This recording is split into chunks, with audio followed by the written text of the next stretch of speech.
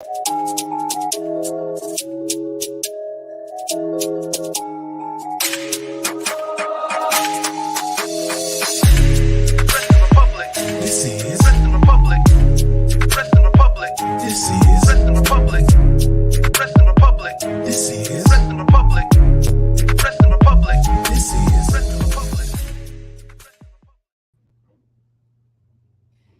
evening from London, wrestling fans.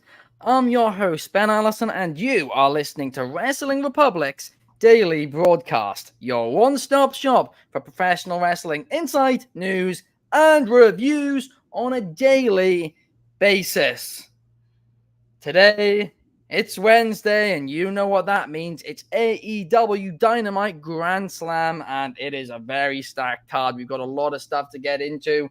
It's going to be a very, very fun show. I'm very much looking forward to it. And we're going to break it down today. It should be a good one. But first things first, I mean, today, Arsenal. Shout out to Arsenal. You guys know that I'm a big Arsenal fan. We're back in the Champions League. So I thought to myself, that I was going to make myself a nice steak.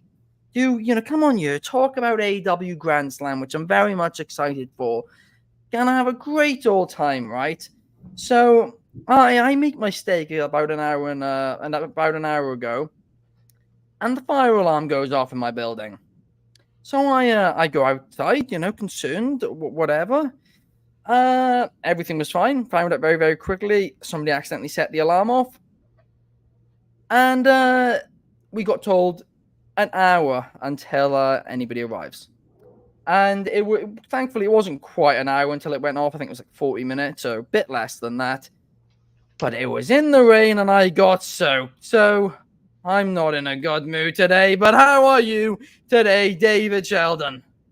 Hello, everybody. You were going to throw to me then. I thought you were going to continue your pipe bomb. I don't have any Mindy's muffins, unfortunately, or any doors to kick in. But I can offer you a super noodle if you want a replacement for a Mindy's muffin. Hello, everybody. I'm very excited to talk about AEW Dynamite Grand Slam. It's quite good fun, this show, because I am the reviewer for AEW Dynamite and Collision for Wrestling Republic, and obviously the pay-per-views are reviewed by our good friend Kobe Galanzowski, head of reviewing. So this is kind of the closest thing I get as the Dynamite reviewer to reviewing a pay-per-view, because Grand Slam is kind of an unofficial pay-per-view for them. They've stacked the card for both Dynamite and Rampage. It's going to be a terrific, terrific show. I'm really, really excited. Some great stuff on here, and excited to talk about it. It really will be. It's going to be a top quality show indeed. I'm excited for it as well, David. Also joining us, we have the man who goes by many different names, but right now he's going by Carter Crisp. How are things today, Carter?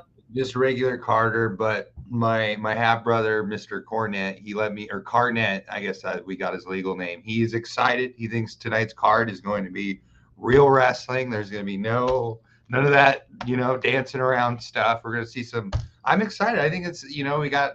It's not a pay-per-view per se, but I think we have a pay-per-view level of quality of matches in the middle of the week, and it's a nice treat, as Carnett might say, down in the South, in the American South.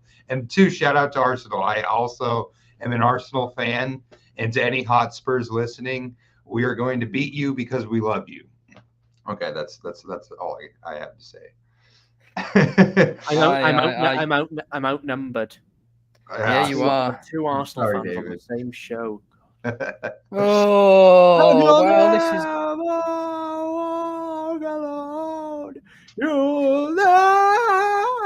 Oh no! Who's top of the league? Oh no! But so officially, Carter, your brother, right? To clear up any confusion, is now called Carty Carnett. Is that right? Yeah, we received his birth documents, and we thought he was related to Jim Cornette, but he's on his own. He is my half. No relation to Jim Cornette. Yeah. Okay, good. We clear that up, right? No relation there whatsoever. Mm-hmm. Talking about people who aren't here today. You guys you would have known this because I said on yesterday's show. Clark was meant to be back today, right? But it seems like this is, if Clark was sure, I'm sure he'd be blaming it on some moons or not being in the right place or something. But basically his flight got delayed. He's stuck somewhere. He's not happy about it. But yeah, the show goes on, and we do have a good show. It's all Cody Rhodes' fault. It's because of the tie clip. That's what he'll be saying. No, he'll say something to do with the stars and the moon or something, and then like the water pressure because of I don't know. But anyway, let's get right into the show, and let's firstly jump into a match which I'm very excited for. Right, a match which is like 2 decades in the making now, and that is title versus title. The ROH World Champion Claudio Castagnoli against the New Japan Strong Openweight Champion Eddie Kingston. And these guys, I mean, I love them both. They truly both hate each other. And in New York, the crowd's going to be heavily rooting for Eddie Kingston. It's going to be brutal.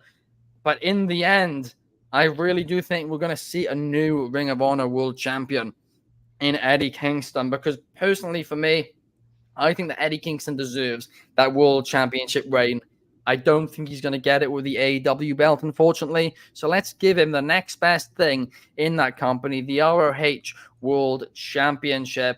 Claudio, he doesn't need the belt necessarily. He's great regardless. He's done so much regardless. I think Eddie Kingston should go over in this one in New York. David, I'll pass it to you first. What do you think, Claudio or Eddie? Who will be walking out as double champion? Well, I think adding the double champion stipulation has actually made this match really interesting. Because, I mean, it would be interesting anyway. It's Claudio and Eddie. They're matching Ring of Honor. I think it was earlier this year. It was earlier this year. It was Mania weekend, wasn't it? Yes. We were... Both of us were there, me and Carter, actually. We both, that's how I met Carter for the first time. But yeah, carry on. That's amazing. I saw that match at home, and it was brilliant. And I'm super excited for the rematch. I wouldn't be sad if Claudio won, just because I think the NJ, being able to go over and maybe do some stuff in Japan for Claudio would be really fun. But I think it will be Eddie, and I think Eddie and Ring of Honor will be great. The Ring of Honor, I'm enjoying Ring of Honor right now, even though it is a very kind of mid-card affair with the occasional interesting thing, and then they build to the big pay-per-views. I can sit here and say that Eddie will bring prestige.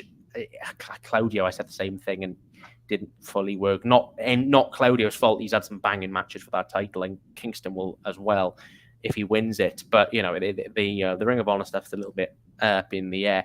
But I do think that it's going to be a fantastic match. I think Eddie will win. But regardless, I think the real winner here will be the fans, because we get to watch these two guys really, really beat each other up. And Kingston's promo on Castagnoli on Collision was probably one of the best of his career, and that's saying something with the standard Kingston hits. So I'm so excited. This match is going to rule. It really, really will. And we got Deny in the comments who's completely agreeing with you there. It's going to be a bang, which they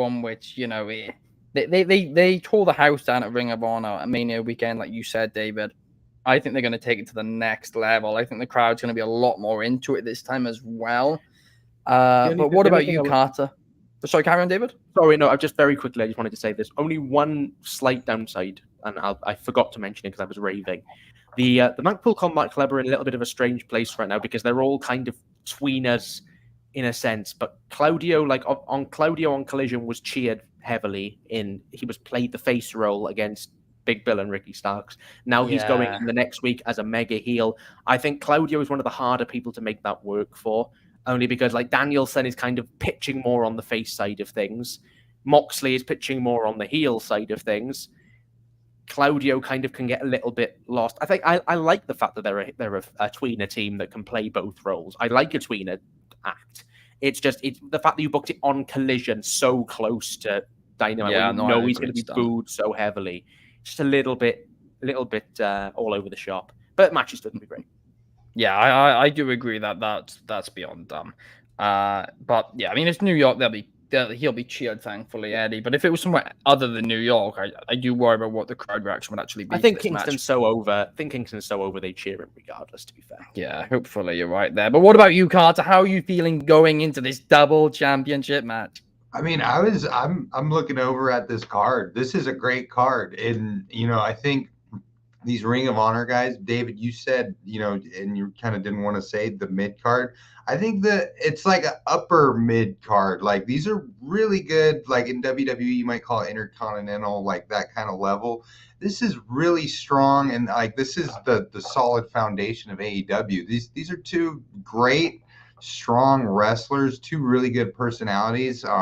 If you're not following Eddie Kingston on Instagram, I highly recommend you follow him. He's hilarious, but like we're just talking like one of the best talkers. And here's a little bit of a left field point, but I love what New Japan has been doing with opening up to the West lately with their new president. There's a recent article on kind of the New Japan Strong show and everything. I think it's exciting for someone to hold a double title with Ring of Honor in New Japan. Like if you tell someone like this was happening 4 years ago, they'd be like, what? Like it's just an amazing thing, and then breaking up the double titles. That's exciting too. How are you going to book that? So I think it's a great match. Great, I don't know if it's the show opening, but if it is, it's a really good way to start the show strong. I anticipate lots and lots of chest slaps like Minoru Suzuki was getting on the train the other day, and I think it's going to be fun. I think you're gonna see two boys slap a meet in New York City, and I saw they're selling more tickets thanks to the local promotion. So it's good stuff. And I mean, shout out to Tony Khan for booking, great booking. I mean, it's just good booking. What can I say? We like to point out bad booking, and we also point out good booking, and as we're doing right now, I think this is just an example of great booking from AEW. Slapping meat in New York. That's certainly a quote right there, Carter. But no, I 100% agree with you. What New Japan are currently, doing, it's an exciting concept as well. And I mean, we talk about it, not many people are really, I don't want to say not many people are watching, but I mean, they're not many people are watching Ring of Honor right now. It's pretty much, I don't want to say it's dead because that's harsh on it. I still think it's got potential, but it can't stay in the situation it's in now behind a paywall when you've got to pay extra again for the pay-per-views. It's ridiculous. I'd love to find out the insights for it. I really would. I think Honor Club would probably work better if you got the pay-per-views with it as well. Yeah. Like the network. I think because the thing is people would buy Honor Club to get the pay-per-views because the pay-per-views have been a really high quality and a really high standard. And then while you've got Honor Club, you may as well watch the weekly TV as well. So a couple of hours every week, But if you don't have to pay for the pay-per-views, the TV show itself is not good. I like Ring of Honor. And I've been open about that for a while, even when I started, and you were more critical of it, Ben. I've liked Ring of Honor in the format that it's in, but it is not good enough a show to justify paying for it, and without another incentive, which would be the pay-per-views as well. Yeah, I mean, I'm going to be honest, Joe. I think another issue is actually the fact it's 2 hours. I don't think people have enough time in a week with, especially considering it's the same company as it's two different companies, but they're both owned by the Tony Khan. No way can he expect people to watch 7 hours of wrestling a week like that. That's ridiculous. So I think put it down to an hour. Yeah, put it down to an hour. Absolutely be an hour show. A really tight. Ring of Honor always feels like the problem with Ring of Honor is like the first half of the show normally is quite filler. And then they save they have 2 or 3 featured matches every week that are really interesting. And I get it, you want to get more people on the show, and I more people employed is always a good thing. But like sometimes it does feel like you look at the card, like you're 15, 16, however many blinking matches he likes to book on every week, which is insanity. Too many every week. But it's like you look at it and you go, right, I want to see that, I want to see that, I want to see that, and the rest I'm not that fussed about. So if Tony just looked at that and went, right, I know it's subjective, everyone wants to see different matches. But if you look at it and go, right, what are the most important matches this week? That one, that one, that one, that one. Put them there. Lovely. I don't know. Maybe the solution is while you're filming Ring of Honor to put like an extra half an hour's worth of matches on YouTube like they did with Dark. Or something like that, and and then if nobody watches it, because nobody watched Dark, it's like I mean, statistically, it was their most watched show, which is crazy. Really? Yeah, because of the amount of people who watched it on YouTube. But like, that's what I mean. But again, sorry, slightly confused, misleading statement what I just said there. on YouTube, a view counts as one click. Whereas on TV, you have to watch it for a period of time to be counted. But then at least people are watching it. At least people are clicking on the buttons, and it could be watched by nobody. It could be watched by more people than any other show. But it just gives it a little bit more exposure, and I think that's where you can get your young guys on, like Dark did. It's a shame Dark has gone, really, because I do think Dark had a good purpose for what it needed to be, but just wasn't big enough to sustain, really. I actually don't even think that was the issue. I think the big issue with Dark was, I think because they wanted to introduce Collision, there was no real way to do it because they were taping Dynamite Rampage and Dark the same day, and it was a disaster. It wasn't really working. I think Dark Elevation was where we lost the plot a little bit. Because once Dark Elevation was introduced, it was like, then you've got 2 squash match shows, and that's not. It was ludicrous. It really was, and there was no difference. I think Elevation was meant to be their NXT, and it just wasn't. We got a comment from Bobby Petito here. Hello, Bobby. Welcome to the show today. And we have a comment from Eric Novak saying, "Hello, it's Grand Slam Day." Yeah. Shout out to Eric Novak. Shout out to the All Real Wrestling podcast. And Eric Novak interviewed me earlier today, and that interview will be coming out, I think, next week or very soon. So make sure you guys check that out. We'll certainly be plugging it once it is out. But now let's move on and let's talk about a segment, about a feud which you've been a bit critical of, David, and that is Chris Jericho and Sammy Guevara. They will be taking on each other. Of course, they're still very good friends, but they have some issues, and they just want to, sort it out in the ring. I don't hate this story. I really, really don't. But my one issue is this has to split them up today, and I don't think it will. But this has to be the end, because Sammy Guevara cannot keep developing if he's continuously in the shadow of Chris Jericho. Sammy Guevara needs to kickstart a feud between them, not kickstart a tag team run, because I'm sick of seeing them together now. Sammy Guevara is the only one of the 4 pillars who's still in somebody's shadow. And that's saying something, considering Darby Allin is teaming with Sting. But David, give me your thoughts on this. Yeah, so I've complained about the storyline a fair few times on my reviews. I think it's a bit of a mess. I don't hate if they want to do a team together, just trying to settle some issues, that's fine. If they wanted to do a breakup angle, that's fine. We're pitching somewhere in the middle. And I don't think it makes sense. Because in the same promo last week, Guevara talked about wanting to be his own man and then wanting to go for the tag team titles. It's just the storyline isn't clear, and it's making me not really that interested in the dynamics of the storyline. With that said, I think these 2 guys are really good wrestlers, and I think they will have a very good match, and I think Guevara will win. And I think the main thing here is that Guevara wins. And if he doesn't win, I don't hate if Jericho wins, but if Jericho wins, it's got to further something. It's got to be it can't just be Jericho wins and we move on, which I don't think we'll do, because Jericho is a smart man. Jericho knows how the business works. I think he's going to put Guevara over clean, but if he doesn't, there may be a storyline reason for it. But I do think if Jericho wins, people will kick off before they get the chance to tell it. Which could be where that issue comes in.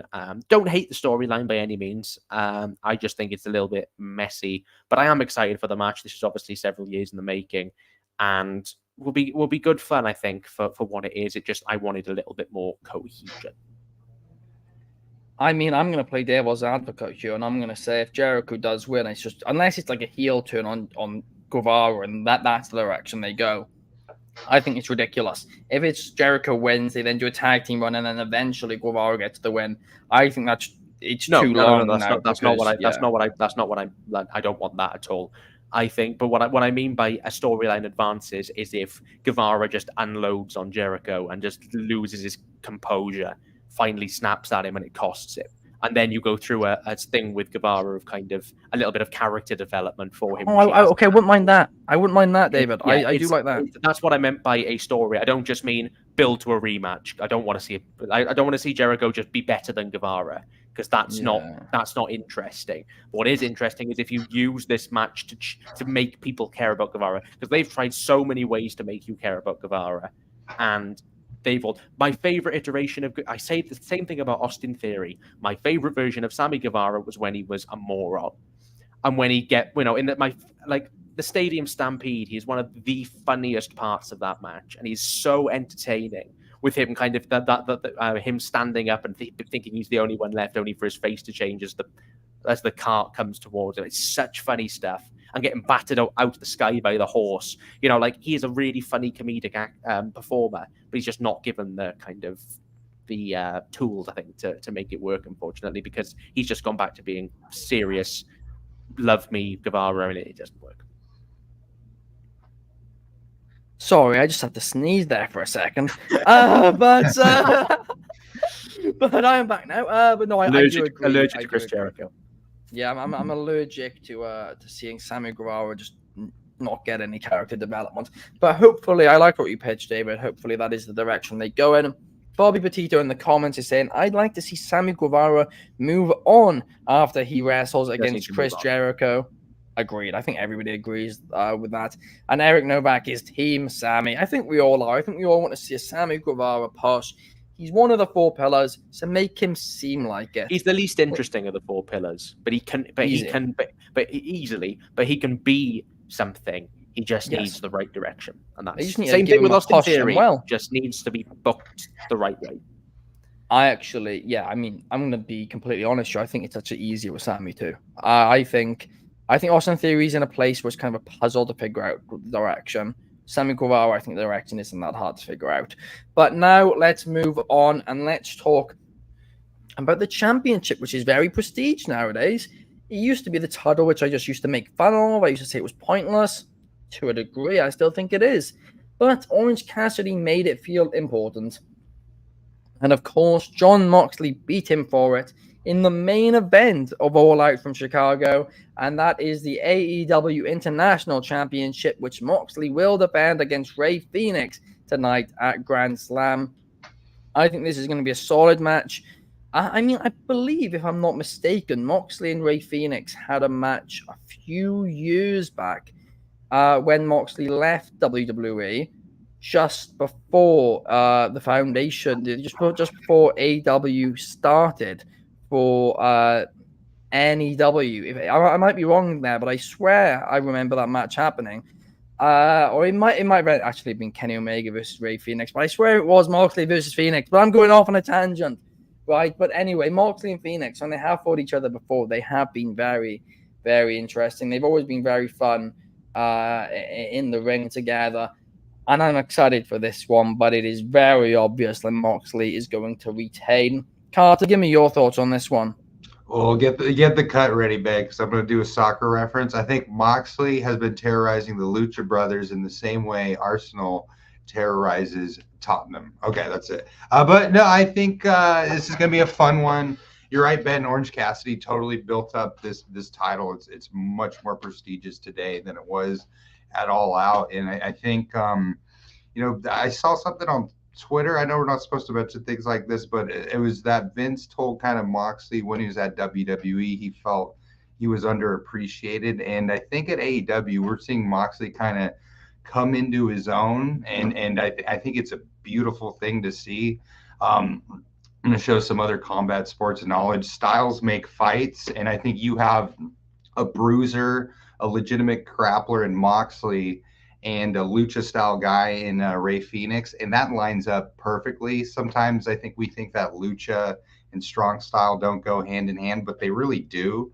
Like a good example is Taurus. Black Taurus out of AAA is just, he can smack, and I don't know if he can do a double front flip, but he can fly high and mix the strong style stuff too. So I think it's going to be a fun match. I do think the result is relatively predictable, but what they're doing right now, I think, is building up Moxley to have a title run similar to Orange Cassidy, and building up that mid-card title too. And it's good stuff. It's just, again, nothing negative to say about it. It's just good booking, and the best announcer in wrestling is Excalibur. I do like Excalibur. He has grown on me, but I would not personally go that far. Also, I was just blatantly wrong. Moxley and Rey Fenix never faced each other and knew that was Omega Phoenix. But Moxley and Phoenix, the match I was thinking, it's happened on Dynamite a couple of times now. They do have good chemistry in the ring. I just did some cage matching while Carter was talking, And as Eric points out in the chat, they've only wrestled once in a singles match, which was last month at Fight Fest.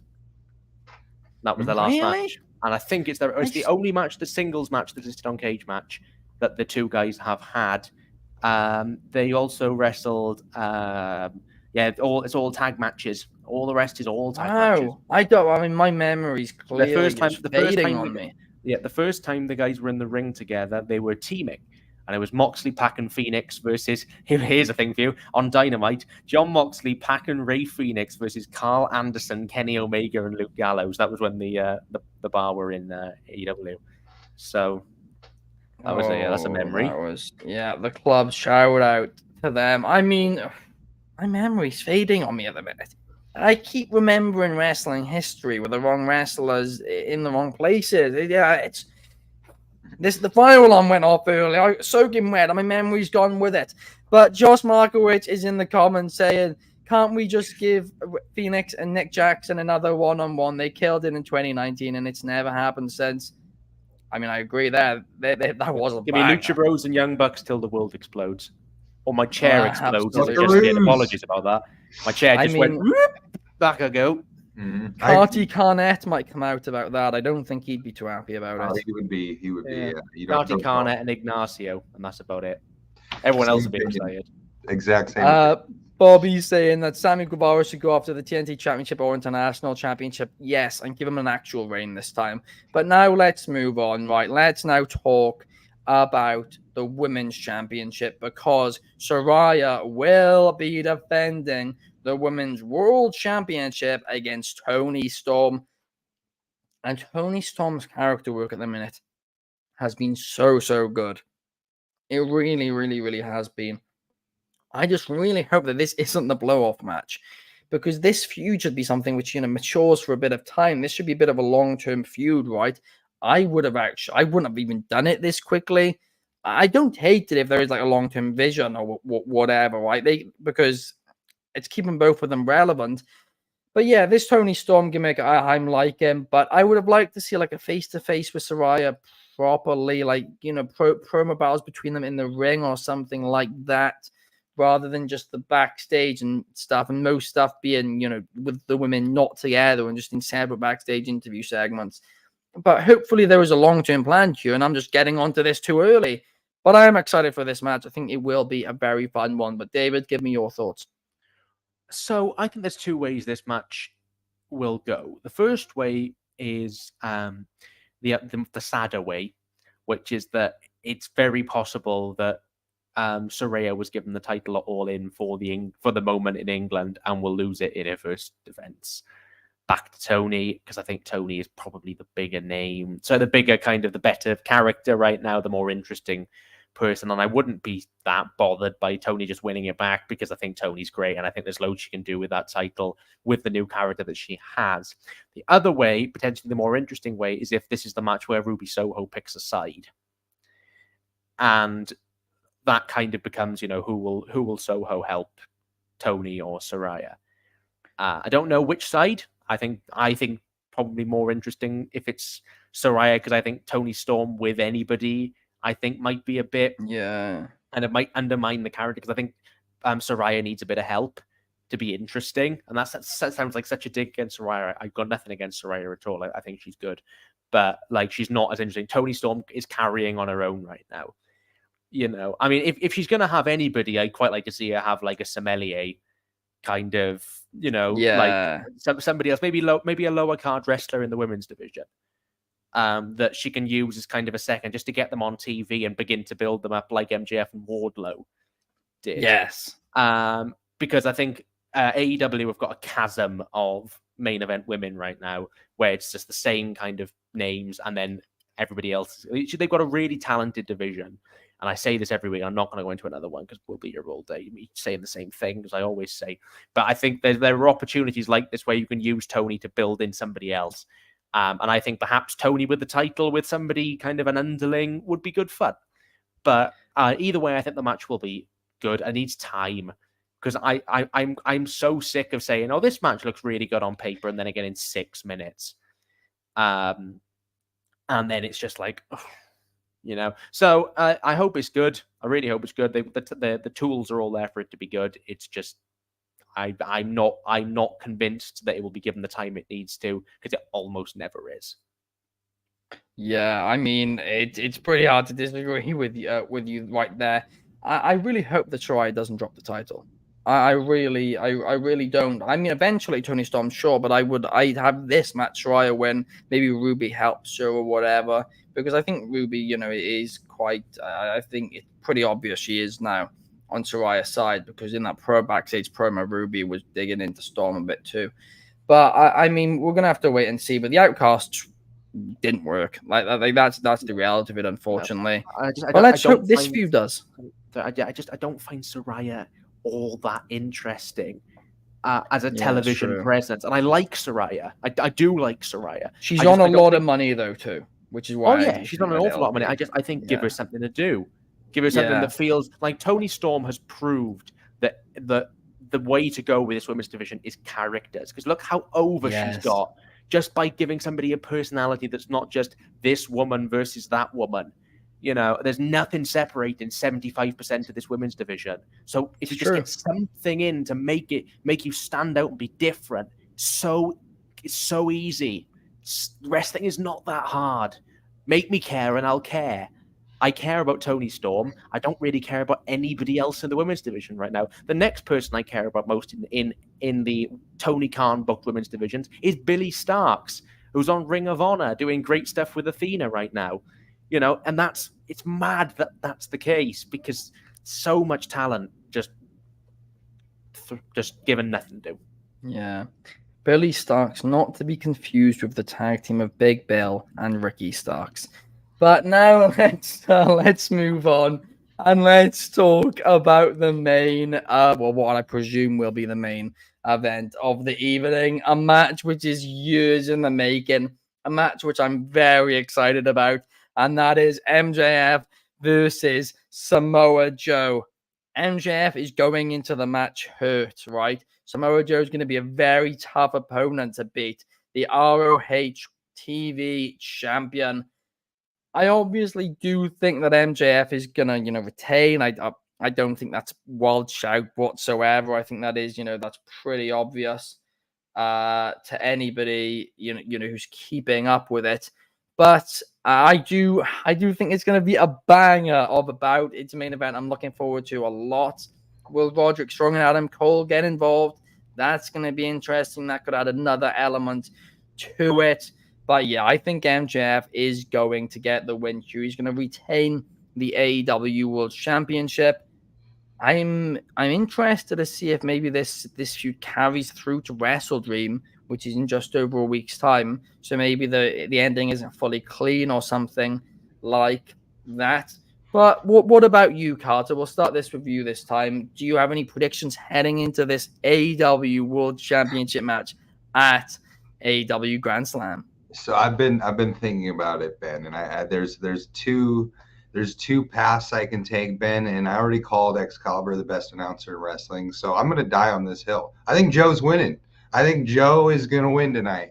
And I mean, like, logically, it makes no sense. MJF is the ultimate built-up star. I mean, honestly, like, reasonably, outside of kayfabe, yeah, MJF is probably going to win. But how interesting would it be if Joe won? I mean, just how interesting would it be? And you think a strong, hard-hitting Samoan like that is going to let some little kid with a hurt neck get through? I'm sorry. I know I'm the devil's advocate. I'm the only one who thinks this, but I'm going to die on this hill. I think Joe's winning tonight because none of us think it's going to happen. And that's what makes wrestling exciting. Now, chances are I'm wrong. But if Joe is the AEW World Champion, I will be on here next week. I will be going Joe. Because if I'm going to be the Samoa Joe fan, I'm going to go all in on this. I mean, logically, they have built an absolute star in MJF. But here's why Joe might win. I mean, he filled in a slot when there was some drama going on, and Joe is completely unfazed by it. So in terms of being a company man, a hard worker, I'm going against all logic and all reason. Today's a weird day. I'm going Joe. Give me Joe. Joe via I'm going to say it wrong, Coquina Clutch or whatever his RNC. I'm going all in on Samoa Joe. So Joe. Today is a weird day, and anything can happen on a weird day such as today. I mean, Bobby's saying that he could see Adam Cole and MJF just defending the ROH World Tag Titles at Wrestle Dream. No, you're probably right, Bobby. You actually are probably right, but please no. Like the World Championship has to be defended on pay-per-views. I understand All In, All Out. They were a week apart. I still think it should have been, but it was a fantastic pay-per-view, so who am I to say that? But Wrestle Dream, it has to be defended on, and that's a hill I will die on. But Carter, you're definitely going for that, wild prediction there. And if you're right, well, we'll all be saying it. But what about you, David? Do you agree with Carter? I don't know. All logic says it's MJF, but Samoa Joe could very easily win it. I think there's loads of ways you could go. I think we're going to get, at some point, we're probably going to see Adam Cole versus Roderick Strong. At some point, we're probably going to see Samoa Joe versus Adam Cole. At some point, I think we're going to see MJF versus Roderick Strong. In what order, I've got no idea. And you got the Ring of Honor tag titles in there as well, and which the Righteous apparently were coming for, whether they still are after their reaction on Collision, which is a real shame because the Righteous are brilliant. I don't know. Is there a third option? Can I throw some Steiner maths in there and make it a triple threat just to try and say that somebody will get pinned? I